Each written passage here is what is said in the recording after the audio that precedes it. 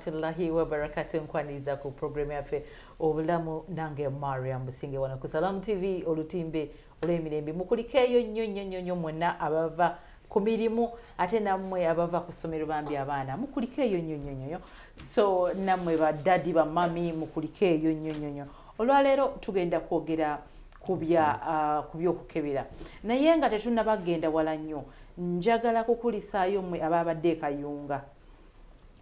kayunga waliwo olutalo lwe tulwana olwa sikosel olutalo olwa sikosel omulangira Kasimu Nakibinge nga yegasse n'aba education center for education center ekulirwa omwami bangi nnyo sijja bamenya naye bazimbye eddwaliro ne baliteekamu ebyuma byonna ne bateekamu eddagala ne bateekamu ebitanda ne bateekamu n'abasawo ekayunga. So bw'obanga owulira oyagala kukebera sikosel naddala abali mu bitundu ebyo mugende naye sikosel can be osobola okubeera mu family nga temuyina sikosel osobola okubeera mu family ate nga temuyina bulwadde obwo so manya biki ebikwata ku sikosel manya biki ebiyinza okuba nga bireetera sikosel you can stop sikosel stops with you naddala mu nsaasanya yaabyo bw'otunuuliramuko bw'obanga tonnaba kufumbirwa oyinza okubanga gwe ogenda ne weekebeza n'omwami bo oba no girlfriend wo ne mumanya omu ku mmwe talina akawuka kaleeta sikosel kubanga obuzibu bwe butandikira so munaaye mugende babakebere ekayunga bataddewo eddwaliro full fledged mulimu buli kimu kyonna ekikwata munange olwaleero nkyaziza omukulu ye omu ku bantu abasinga okuba nga bamanyi ebikwata ku tekinologiya naddala mu by'obulamu tugenda kwogera engeri gy'oba osobola okutambuzaamu enkola yonna ekwata ku kukebera oba mu lab oba kye tuyise dynamics eza diagnostics bw'ogenda mu laabu kiki ky'osuubirayo bw'ogenda kukebera omusaayi kiki ky'olina okusuubira bw'ogenda mu ddwaliro wandibadde kiki oyitamu naddala ng'ogenda kukebera ndi ne Dr. Emmanuel Sechanzi Director Noviva Diagnostic Lab esangibwawo Ekololo ate mukugu nnyo mu bya tekinologiya naddala mu tekinologiya y'ebyobulamu nsanyusa okulaba se nange Mariam nsanyuse okubanga ndoza nzasoose okulaba okuva wakomyewo okuva ebweru no bangi abane actually nasooka kukola nani nasooka kukola ne his worship Kayizi nga nakadda went the next day kati nze musawo asoose okulaba nedda sigwosoose fena mukama atuwadde omukisa tukwate mu masannyalaze go alhamdulillah yes so nsanyusa okulaba sebo nange nsanyukidde ddala okulaba how is India is oba nkubuuza ebyekampala no India is a very good country for me those people love me a lot era embeera eyo. Are you a dual citizen?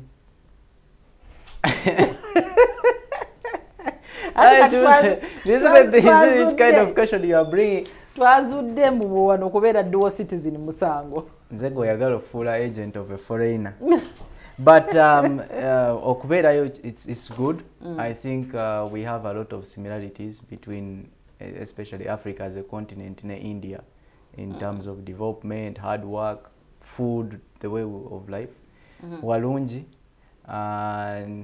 nekati ndi musanyufu mbaddeko wane banga myezi ng'ebiri mu myaka nga 6 nfunye okubeerako Uganda ebbanga eddene bingi byenjizeera nange waiza okulya oluwombo lw'ettooke lw'enkoko oluwombo sinnaba nno lulya nnyo olw'enkoko side ze Ekololo ku office abantu abalya emmere gye bafumba ya chips bintu ebiri awo kafe javas erugogo sinaba kugenda mu luwombo naye oba ogenda kuntwala engeri gye bavudde ebweru nze nabadde kuhijja saabadde bweru mundeke mulabe waffe omulungi oyo ye Dr. Sechanzi Emmanuel tugenda kwogera ku diagnostics oba okukebera omusaayi oba kwe muyita okugenda mu laabu naye mubeera ne complex nyingi ze mubeera nazo ne mugamba tugeze mu laabu ne batugamba mbu nina bino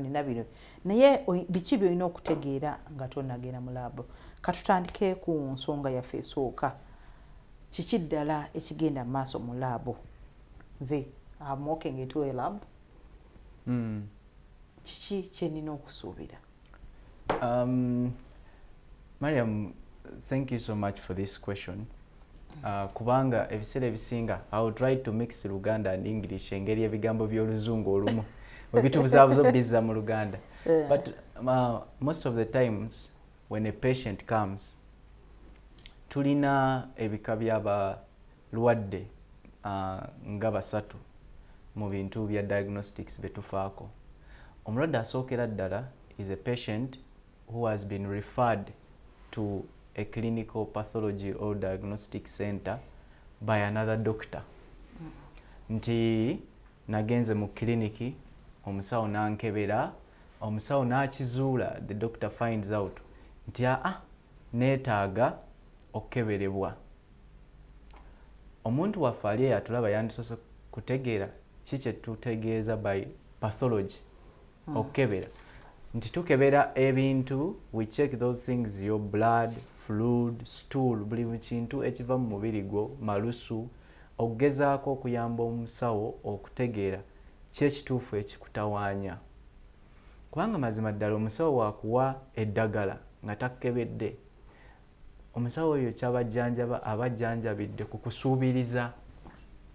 So omulwadde asooka is that a patient comes with a referral letter from a doctor nga the doctor has said please the lab do ABCD tests. Era omulwadde oyo wajja tukubira omusawo eyamusindise ne tukonfaminga tests ezawandiikiddwako and we process the sample ne tuweereza results ku ddwaliro eryamusindise. Omulwadde ono n'addayo ew'omusawo, omusawo n'amunnyonnyola ebivudde mu results. Omulwadde waffe owookubiri, the second type is omulwadde nti kati nze mpulira njagala kukeberebwa oba neewulira siri bulungi, I feel some pain, body pain, I feel headache, I feel confused, I want to go for a check-up. The patient comes in the lab. The first thing we do these days, because of AI and internet, patients come when they know what they want to do. So omulwadde ajjanaga ati njagala onkebereyo glucose, onkebereyo malaria, bw'aba si malaria nkeberaayo typhoid. So ebiseera ebisinga diagnostic centers ekitukoze naddala ewaffe ku New Viva Diagnostics nti tulina omusawo full time. Omulwadde ono tumusaba asooka alaba omusawo. Omusawo amukoleko counseling, amulungamye, kubanga sometimes omulwadde asaba test okusinziira ku emotions. Tinyinza okujja nga mpulira omugongo gunnuma. Omulwadde se wasobola okugaana endaka nina tuma ku mugongo so konkebere cancer. So omusawo ng'ateebereza nga yeetuumye. Omulwadde asobola okubeera wano najja n'agamba mpulira omutwe gunnuma. Atandise ofuna sukaali oba pressure. Ffe abasobodde okubeera nga tulabye ku bamaama baffe babazadde, nze nkifuna nnyo ne maama wange. Akubira nga omutwe gumuluma n'amala naye kati mpulira omutwe nyinza okuba n'okozesa obulungi sissa. Omulwadde atandika okwewa.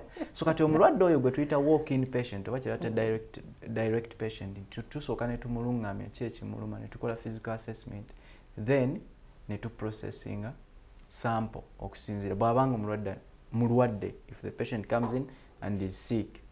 But there is also a patient who comes in nga truly he's not sick, nga he has just come for what we call a wellness check. So wellness check nti at least each person should have one every year. Nti mainly we do it for organs. Someone comes for the liver test, someone comes for the kidneys, or yazekebera nsigoze, we do the heart, we do the lipid, amasavu g'omubiri. So what we call a wellness check, it helps a patient, one, to manage and control their lifestyle. When I go for a liver function test, nensanga nga ekibumba kirina ensobi. So ekibuuzo kisooka okubuuza obadde onywa omwenge, onywa ku sigala. Such a patient, we ask that, please change a lifestyle. There is someone who can come when their lipid cholesterol is very high. So we will gemasavu. Kata cholesterol wabera high, kitegeeza you are at a very high risk to go into hypertensive or cardiac issues. To oba olina chance nene okufuna blood pressure, ofuna clots, ofuna ki. Kati omulwadde ngoyo tumuga kendeza ku masavu, so kendezeko ku nyama, emmere n'akyusaamu. Kati ne tubeera nga tukola kye bayita progressive checks nti buli luvannyuma lwa mwezi komawo tulabe lipid levels zigendeze zitya. Gendako mu gym, ddukamu.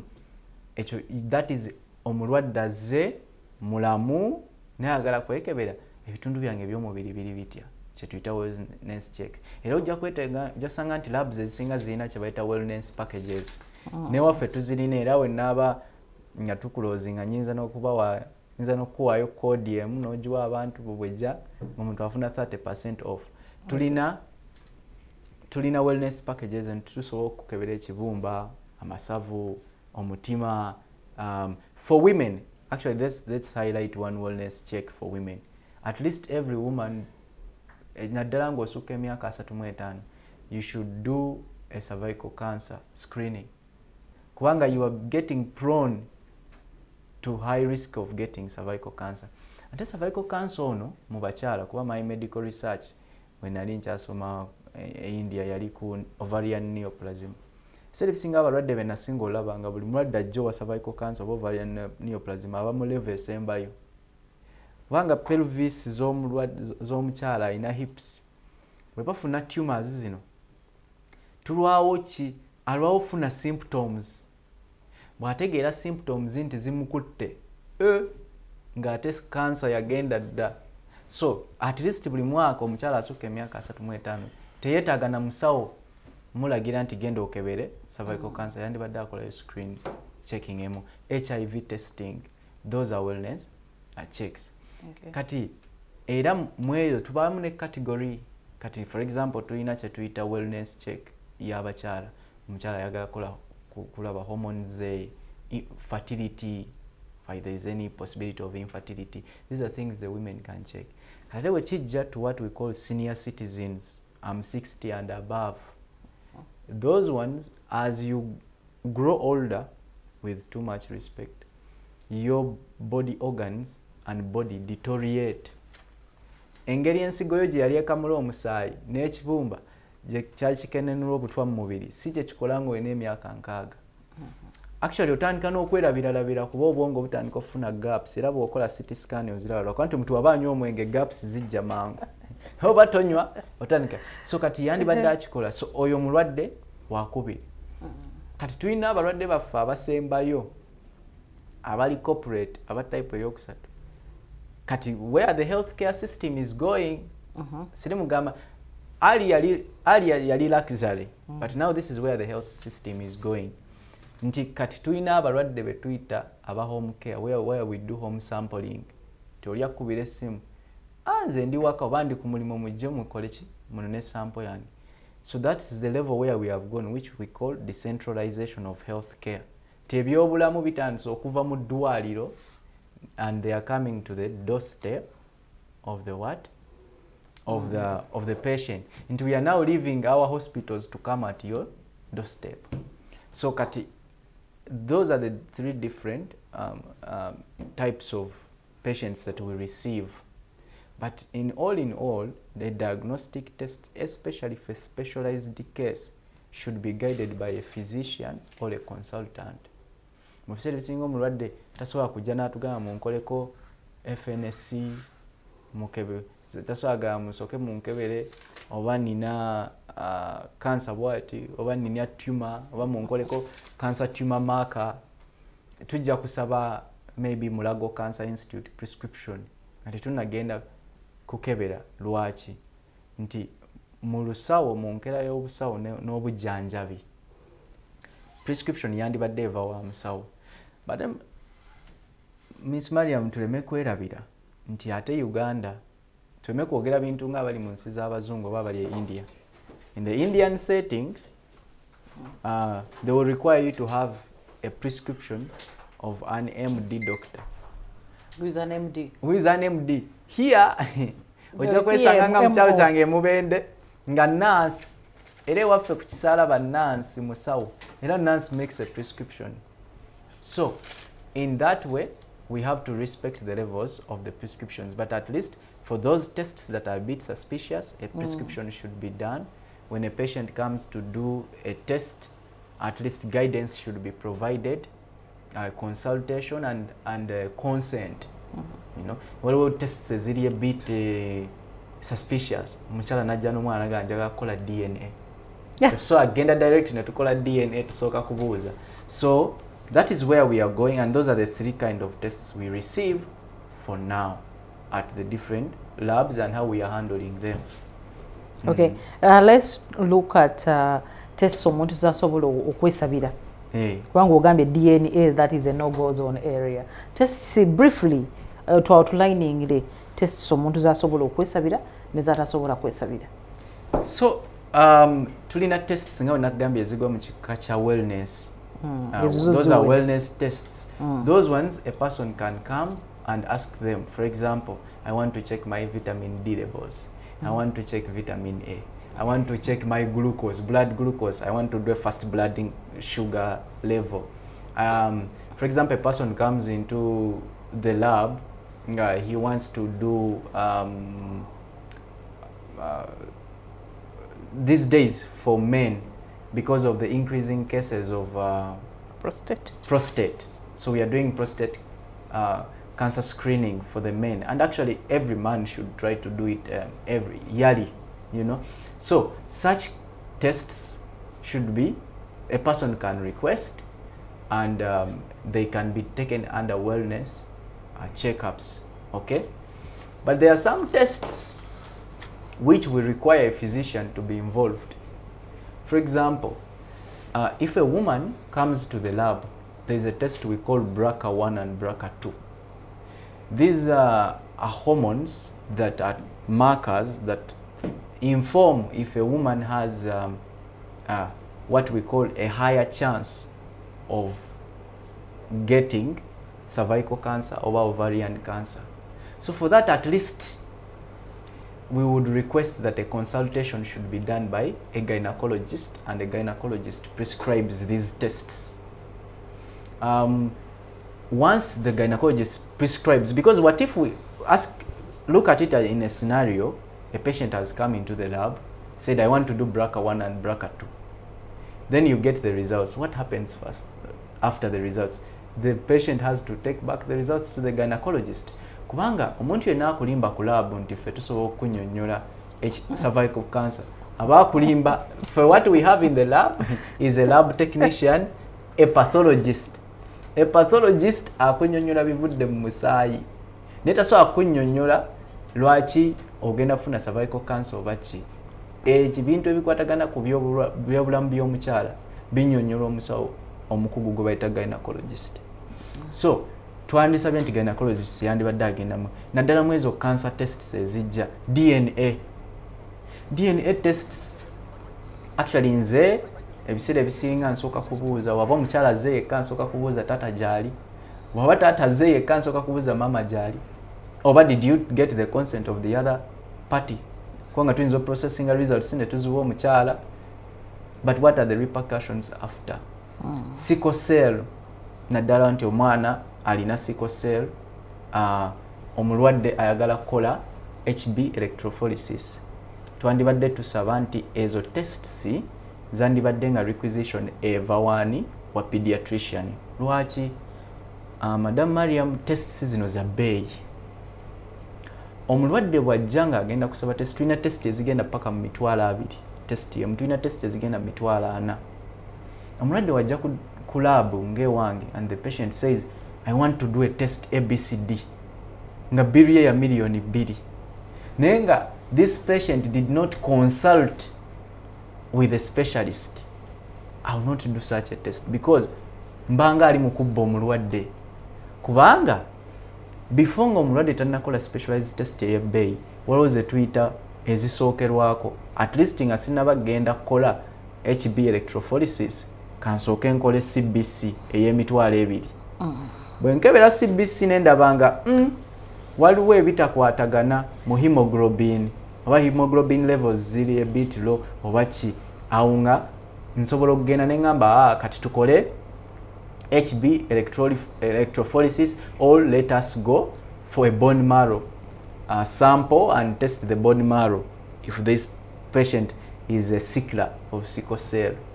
So ebiseera ebisinga nandibadde nsaba recommendinga sigaana mulwadde kujja n'agamba nzija akebera oba omwana wange alina sickle cell naye nandibadde nsaba nti endwadde ng'ezo eziri chronic omulwadde yandibadde asooka n'alaba omusawo gwe kikwatibwako omusawo oyo n'agaidinga omulwadde ki kyalina okukebera all else abalwadde baffe bajja kumaliriza nga bamazeewo sente oli omutwe gumuluma agambe naye ndaka nina ekizimba mu mutwe kansooke nkole MRI n'ajja ku ddwaliro n'asaba MRI ya mitwalo 45 tugenda okukola MRI nga temuli kizimba naye singa aba yalabye physician yandimugambye wasemba ddyo nnyo amazzi okola otya obeera mu musana maybe omutwe guno guvudde ku ekyo. So wadde labs zeeyongedde mu Uganda ne access ku kukebera yeeyongedde neeyongera okugamba nti okukebera ne tests omulwadde zaasaba zandibadde zigayidingibwa omukugu ffe ne tulooka tuzikola. So what we want is to make diagnostics more affordable and more accessible but safer and quality for the patients. So teri musawo akola yekka ewaffe tulina ba pathologists ne tulina n'abasawo abalala ba pediatrician. Testing eya electrophoresis yandibadde prescription eva musawo alabye omwana ono nti omwana engeri gyalwala ayinza oba alina sickle cell n'asindika omukyalo oyo akebera test eyo ekyo kyenandigaidinze naye bino ebisigadde oyakebera vitamin A oyakebera you want to check your body organs you want to check liver kidney toyina bulwadde just oyakebera ebintu byange byennina ebyomubiri biramu then come to the lab and ask for a wellness check. We will do a wellness check for you. If we find out that you have high cholesterol levels, we will guide on change of a lifestyle. We will send you to a physician to give a prescription. That is my guidance. But for wellness, you can come and do your checks and do a request. But still, a consultation with a doctor is very important. Always we tumala okuwa report ogenda gendo ja uploading mu chat GPT oga explain to me. Bwe mtu mutukola. Iye. Nja uploading ayo nemba ne prescription. Ana kuwa ne prescription. Ngenda ku pharmacy ne ngula eddagala. Kati we bitakola ni gonenya. Nga ngenda ku refer nga ne referring. Ali ku Salam TV olutimbe olw'emirembe ndine Dr. Sechanzi Emmanuel wa Noveva Diagnostic Club bano bakebera musaayi extensively binyinya jatubuulira biki bye bakebera gye bujjako naye ngenda konkoleko ku sente tova ku Salam TV.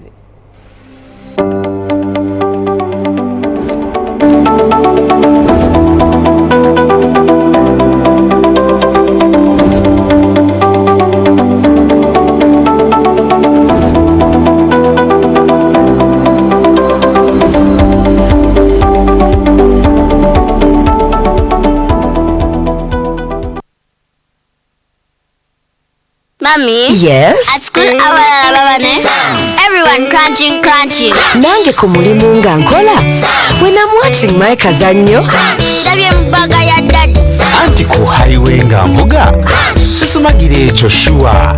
Kati nange bampakingire Honey, mwana muwe. Get your favorite packet of Psalms from a shop or supermarket near you and crunch. Get yourself a packet of Psalms and start crunching. Psalms, taste the difference.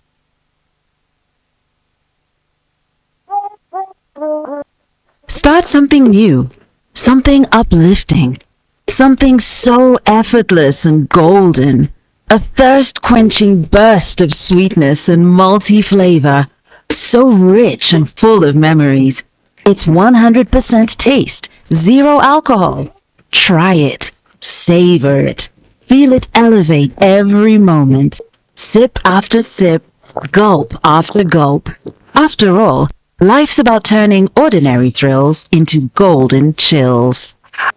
Start something malty with the new Evervest Malt Apple and Pineapple. Try the burst of sweetness and malty flavor. It's 100% taste, 0 alcohol. Available in a shop or supermarket near you. Evervest Malt. Make every moment golden. Evervest Malt is from the makers of... Ha! Ana bucheze! Kuveyo! Chuma kalibala. Oba idobuze. Iwotero kunze kale Mama, banigaba tia tayi olina isimu. Wameragirira. Wamereka nkulagirira. Anti MTN yatuwere dakika 3 edobwerere. Kasitogula minutes okuva ku saawa endere y'okuncho paka saawa 2 ed'okuncho. Butini got. Nigasta 10 star abinandala hash. Sindika. Ndi bwanyine tibya kulimba ate ngera osobola okozesa app yebwe ya my MTN eroidafune taku bando yedakika da MTN wagati w'essaawa endala n'essaawa 2 ed'okuncho ofuna eddakika da MTN ku MTN ed'obwerere nga daluna ku lulamba niga star ndala noti star 2 ndala ashi era ofuna eddakika do ed'obwerere buli lunaku okuyungibwa kwaife tekulemesebwa MTN.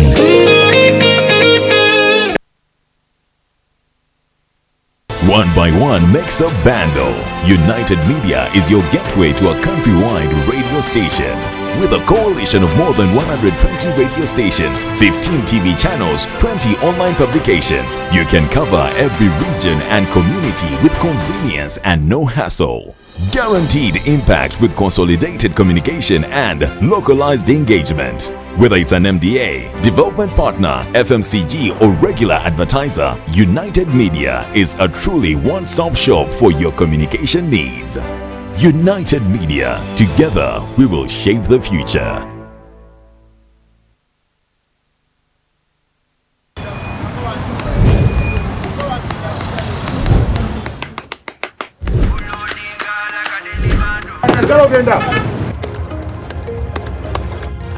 And that's it for today.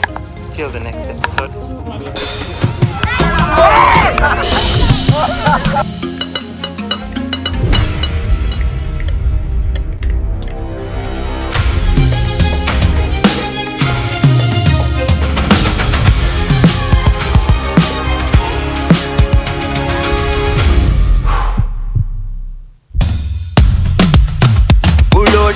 Like a daily bando, like a daily bando, like a daily bando.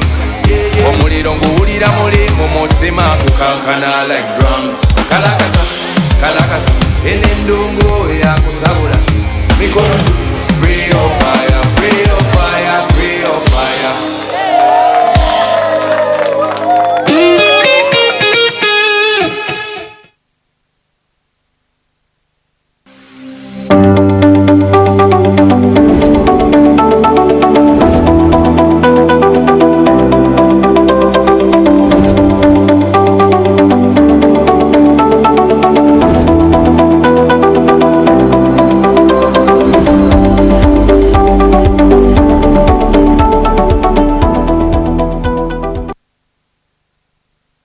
Mukumloko ochali ku Salam TV olutimbe olw'emirembe watumulidde tubadde twogera engeri gy'osobola okunavigatingamu ngo naddala ng'ogenze mu labs naye katutunuulire ebiseera ebisinga tugenda mu lab ne tumala obudde bungi mu labs zino oba ne bakugamba ku mawenca ono ne results oba ku mawunga wayiseewo ennaku 2 oba 3 katutunuulidde kye tuyise turn around time ya labs omuntu yandisaanidde amale budde ki kuva lwe bamuggyeko omusaayi okutuuka lwafunye results awo wennyini bwe tugenda otandikira ssebo so tukomyewo sikyekyo so ekisooka turnaround time ate now I'm going to mix English and Luganda because turnaround time has technology somewhere. Okay.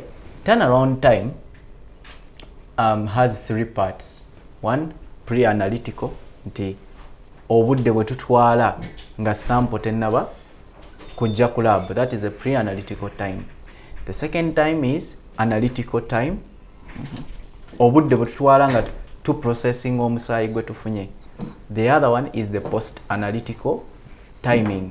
Obudde bwe tutwala okuweereza results zino ze tumaze ofuna.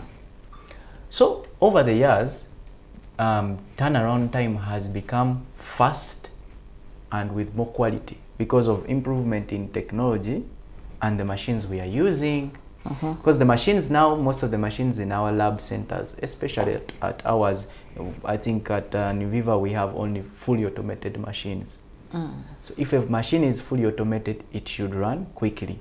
So let's start with the pre-analytical. Pre-analytical is two ways. I'm at my clinic, I've taken off a sample from the patient. What is the time that it is going to take that lab to pick up a sample from my clinic to its clinic?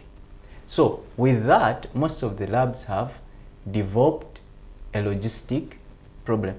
And you know, health system is in an ecosystem. And even if you have the best machines, but you don't have the best logistics plan. Wow. Kubanga, bemba nina sample ngeri Masindi, ngajaga sample je Kampala nji processing. Egina kuntwalira maybe esawa 3 ku sawa nnyo tuke Kampala. Sample weba eri naggulu nga lab yange eri naggulu mu dakika 5 egenda kuba entuuseeko. So what we are doing is making the logistics faster and quicker in terms of pickup. The other thing we have done as labs to make sure that the time, especially in Viva, we advise our partner clinics into when you take off a sample from the patient, at least if we need serum, centrifuge and give us serum. So that when we reach at the lab, we just process and we make sure that the results are provided in a faster time. And at Innoviva Diagnostics, what we have done is actually we have developed a mobile application. I'll show you. It's called DiagnoTrack. DiagnoTrack is like a safe border for labs. So for our partner clinics, when you are there, it's a way you request a safe border. You can see our rider moving from Naguru at our lab till your lab. 2 minutes to reach, 1 minute to reach, stopped in jam. Or tracking the sample you. Then sample webere mazo pickingibwa nafe nga tufuna notification ku dashboard ya ku screen ku lab nti kitintale we have got a notification. Then when the sample is coming, you get notified when it is received at our reception, when the processing starts and when the processing ends. Why? Because we want to create transparency and accountability. And at the end of the month, we give each clinic a dashboard for the clinic to see where was the delay. Was it pre-analytical? Was it on our side during analytical, or was post-analytical? To hold us accountability. Now, analytical, the other side where the time has been wasted by labs has been manual transcription of data. We have to register the patient by pen, then we process the results, then we write down the results. It was taking time. So if most of the labs are running paperless, our lab completely runs a paperless system. Once the sample is generated, actually we don't even register patients at our lab. When we get a partner clinic, we give you a login into our system, our lab management system. You register the patient as you are sending us the sample. So when the sample reaches us, already all details have been registered, then we just process. And that sample comes with a serial number on it. We have a serial number we put on reception. If that sample goes into the machine, now the serial number and the name of the patients are not coordinating, the machine stops the process to make sure that we have the quality control. So that running a digital lab has reduced our time we spend in the transcription, the manual transcription, which increases the time. Then the post-analytical is tumazo processing. We have all the samples, we have the results. How fast can we send? In a traditional way, a boda person could ride a motorcycle, then bring the printed copy. Now what we are doing with us, we either send the results by email, or the partner clinics has a login in our portal and they can download the results. So I can give some examples of the tests and what could be the turnaround time. Okay. For example, CBC. Let's start with the simple one, complete blood count. Once the sample reaches the lab, at least the patient should get results in 20 to 30 minutes. Maximum, they should be out. Let's talk about beta HCG. Yeah. Beta HCG at least, and other hormone profiles, at least maximum between 1 to 2 hours. These results should be with the patient. Okay. Then there's what we call histopathology. Omuntu yafuna cancer kati twamusazeeko ekipaati ya surgery twagakebera cancer kyamuluma bakayita kanyama. Kanyama. So that one we try our level best to give it to in 3 days. If there is a huge delay, we give it in 4 days, but it is 3 days. So at least processing of the sample should be as fast as possible, and every lab, even us, we have internal audits daily to see where are we wasting time, because every minute in medicine is very important.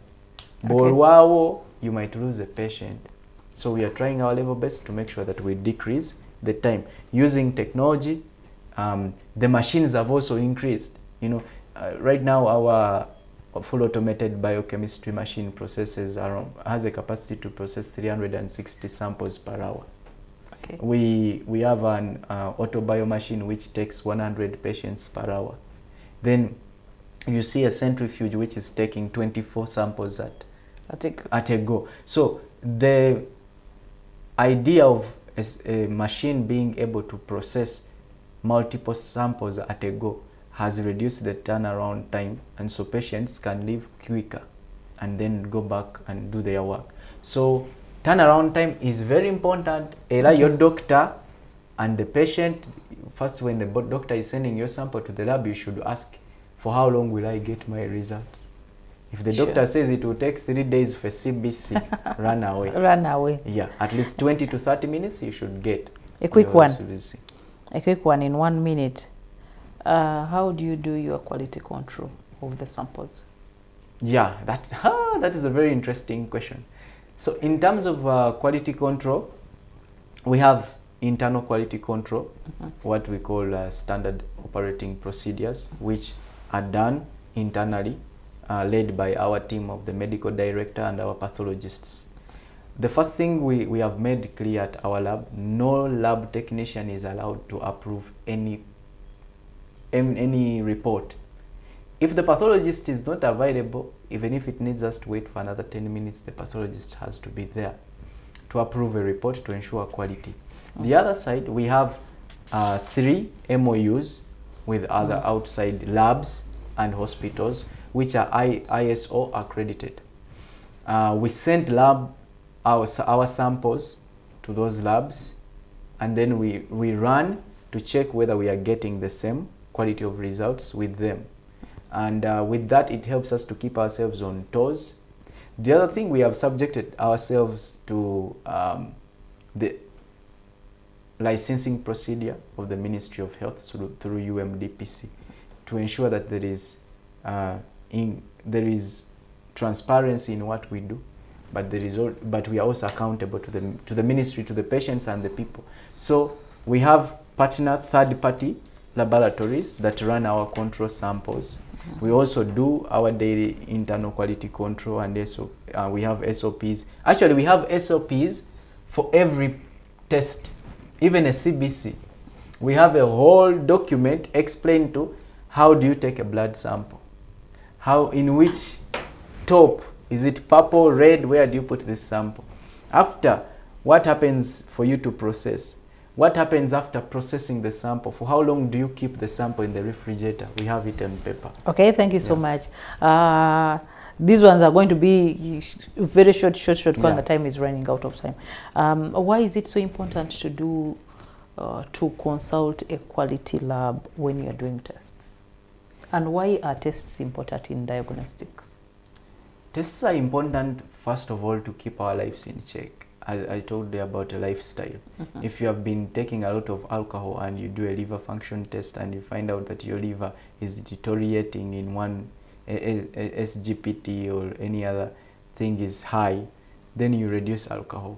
If you find that your fasting blood glucose levels are high, you reduce the sugar. That's the first important thing. For a physician, lab tests are very important because they help the physician decide treatment from an informed point of view. Okay. For the patient, it gives you confidence also. You know, just know how you feel as a woman if you do a cervical cancer screening and you know that, you know, and you do your infertility tests and you know that you are fertile. It gives you that confidence and morale. So that's another importance of diagnostics. It's not about only getting sick, but that confidence to go out and say, you know, as a man, you do your sperm analysis and you know that your sperms are natural. You know, you can give birth, you are fertile. You do your PSA and you know, no, I don't have testosterone. You move like a boss tomorrow. But if you don't know and you are in doubt, you know, you get that mindset, wow. The moment you get fever, is HIV. It's better you test and have that confidence. So consult a lab, ensure that you do an annual checkup every year. If you are below 35 or 45, at least do it once every year. For women, at least try to do a fertility test, try to do cervical cancer. Cervical cancer and breast cancer are killer diseases for women. At least screen once a year. For the parents, when your kid is going back to school, when they come back home, at least do a checkup before they go. It's very important because prevention is cheaper than cure. I know we have issues of, actually we've been having debates with parents where schools give kids medicine without checkups, and actually I was very, very pissed sometime back. And some of them use rapid test kits. Yeah, that's where I was going.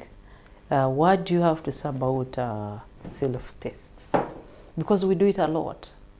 You know, self-test and self-medication is an interesting thing. Yeah, true. It's a very wide thing. It makes you feel like you're a doctor and you are in charge. You don't need one and you are in charge and that. With Mr. Google.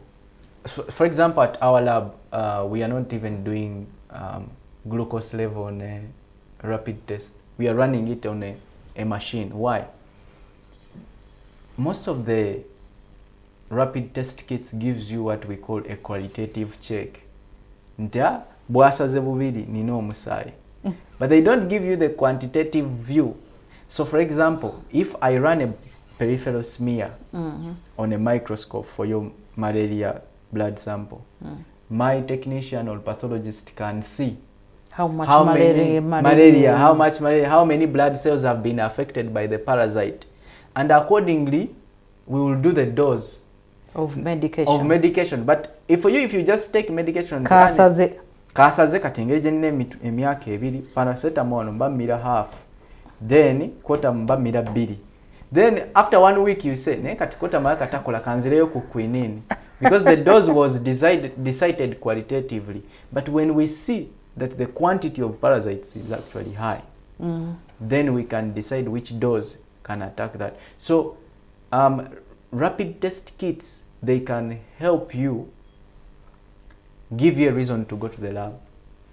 That when you test the blood glucose and it looks high, then you go and do a first blood test. Time is running out. Tell me about Noviva. What do you do? Where are you found? Mukolachi apanayi. Noviva. Ngabo tugalawo. So Noviva Diagnostics, we are a digital, highly tech pathology lab. And we specialize in all tests, starting from simple hematology, omusai, biochemistry, going into the advanced. We are located at just opposite Kololo Mosque. It's Naguru. This is Kampala Parents, Kololo Mosque. You come up with plot 5 estate link, you will see the road. Fetwagala bipande. Ekipande wekiri ojja kuba okiraba bwoti otuuka ku muzikiti. Ate omuzikiti mpozi nga toyagala kusaala Mariam omuzikiti ogumanyi. Naye wali ekololo buli omu agumanyi. But maybe what I would say for your viewers who have oyinza otusomera ennamba y'essimu. Yeah. For your viewers actually who have given us a lot of time, we will give you a code because so we will give you a code. Everyone who comes with that code with the name Mariam, we will give them 30% off their checks. They can do their annual checks, they can do their wellness, they can do liver, and then but they have to come with it always wetubagamba uliyanja tugamba navudde wa Mariam tukole loss. So but for those who want to reach out to me for booking their tests for anything, my number, my Airtel number, now I have Airtel India, Airtel Uganda, now Airtel Uganda 0753 84 07 11 0753 84 07 11. Kodi erichi? Kodi ngena jiwa gwe. Kati gwe. Anti bwenjisoma wano bagenda jegabire. Buli mwaja kujja government kodi eno Mariam yajimpadde. Kati bannaye bobanga wewuliro yagala kukebera ogenda ku Nuviva eri Kololo enamba y'essimu eri 0753. Mpozi ngo yagadde tujifuule open nti abadalaba yabagenda. So kati kodi kanji kuwandikirwa jibasomere December. Anko we kodi. Ojagenda we Kololo ogambe nti ate bajja kubuuza ebibuuzo. Bakubuuze kiki ekyabaddewo obeeraawo. Kanji wandike ne wano sijjeyabira.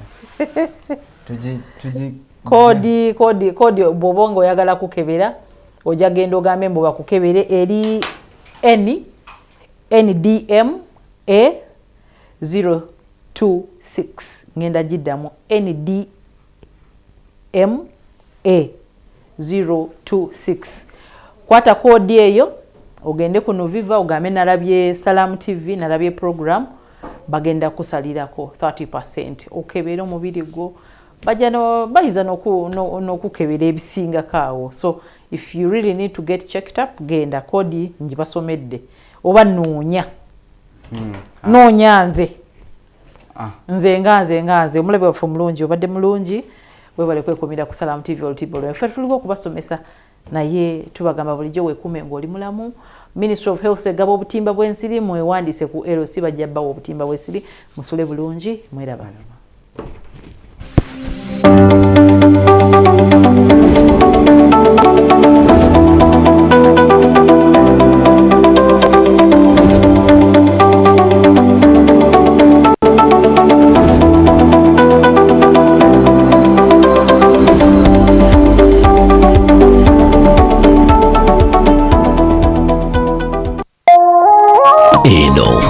Salam TV. We all know water is life. That is why we, the Union Transporters Alliance,